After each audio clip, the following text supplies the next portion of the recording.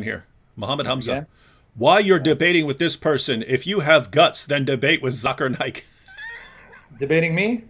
Why are you debating me? No, yeah, I don't even know. I guess he's talking about why are we talking to the truth there? Oh, Why are we talking to him instead of Zakir Naik? Sam. yeah, yeah. Hey, Be brave, be strong. Muhammad Hamza. Muhammad Hamza. I don't know what planet you live on or what color the sky is in your world, but we've been challenging Zakir Naik for a long, long time.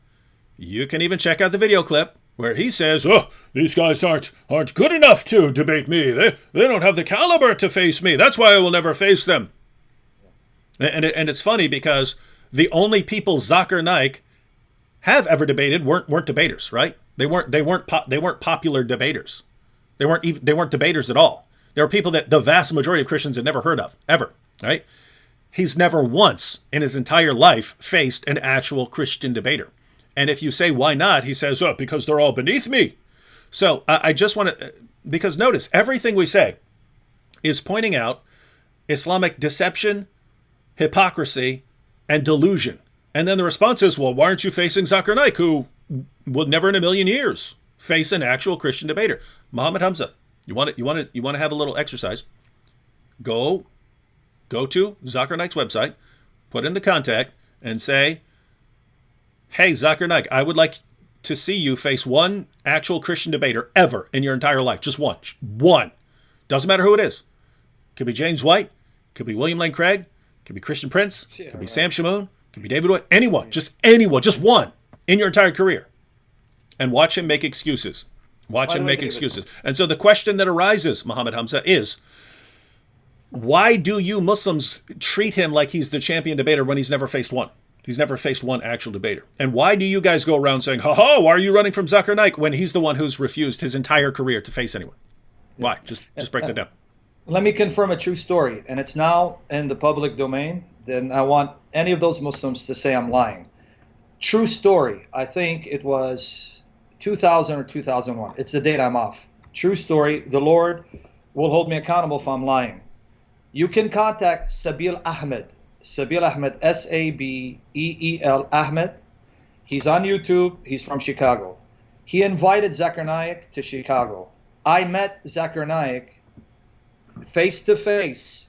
I met him face to face on more than one occasion, at least twice. One of those occasions, I'll even give you the location. We met in Skokie Public Library. I'm not in Chicago anymore, so don't go mess with Skokie. You Mohammedans, you terrorists, don't mess with Skokie. I'm not in Chicago anymore. Leave Skokie alone. Skokie Public Library. Sabil Ahmed got a small room, because you can do that. You can ask the librarian to give you a small room. I was in the room, and stupid me, I went by myself, and I didn't have a recorder. Stupid me, because I'm an idiot, right? Anyway, I went in there. Sabil Ahmed recorded. We had a discussion on the deity of Christ, and I annihilated him. It didn't even last more than half an hour. He got annihilated. And yet, unfortunately, the guy who was recording it was Sabil Ahmed. And when he tried to send me a recording, it was so bad you could barely hear the conversation. So I have put Zakir Naik in his place in a small room in Skokie Library. When he came to debate William Campbell, that also took place in Skokie at Niles West High School. I was there, and God, again, will hold me accountable if I'm lying, folks. The debater, William Campbell, I even told my Muslim friend named Walid, right? Walid Ziyada. I'm even giving the names, making them up. I said, look, William Campbell's going to get smoked by Zakir Naik. He goes, you think? I go, I know. Why? I go, not because William Campbell's not speaking the truth. His facts are irrefutable. He's not a debater. He's very slow. He's very old. And lo and behold, Zakir Naik did his tap dance and overwhelmed and mesmerized William Campbell by the speed of his speech. Mm-hmm. And William Campbell, you could see he was like lost, like he had a deer, mm-hmm. and its head in the, headlights. And I knew he was going to lose. After that, they came to the center. Zakir Naik was trying to boast. And I was already starting my written responses to him. And they're online on answeringislam.net. And I'm sorry to belabor the point, but I'm giving you true facts. Writing. When he came in and go, look, I'm starting my rebuttals to you. Here's part one. Anytime you're a man, I'll debate you and I'll decimate you on stage. And I said in front of his cronies, he said, he said to me, the Lord is listening. He goes, when you can get 1 million people to watch your lecture, then I'll consider debating you. I said, you wicked coward, because you know I will decimate you. That's what I told him. Yeah. The Lord bears witness. And notice, Sam, the only people that Zakir Naik has ever actually faced, did they bring 1 million people? No. Poor Campbell. No. Who knows Campbell apart from us? And Yeah. do you know who Campbell is? Nobody knows. Yeah, and then I saw him on some other debate with a Christian pastor that I'd never heard of before, apart from that debate. And so basically, if you're someone who no one's ever heard of and doesn't know anything about Islam, then he'll debate you. Or if you're someone that Zakir Naik knows he can overwhelm with rhetoric, but he would never in 1 million years face anyone who actually has some debate experience. He's never once faced someone like that. And so, and this is the guy that Muslims like Muhammad Hamza here regard as their champion. And so, wait a minute. Think about this, because this is all connected, ladies and gentlemen. The guy that Muslims regard as their champion debater is a fake. He's a fraud.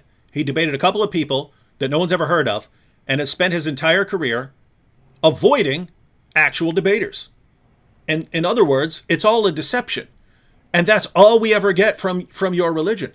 And then notice, you're going around saying, you're scared because you won't debate Zakir Naik. Okay, well, Zakir Naik won't debate anyone. So who's the one who's scared? Him. So what's going on here?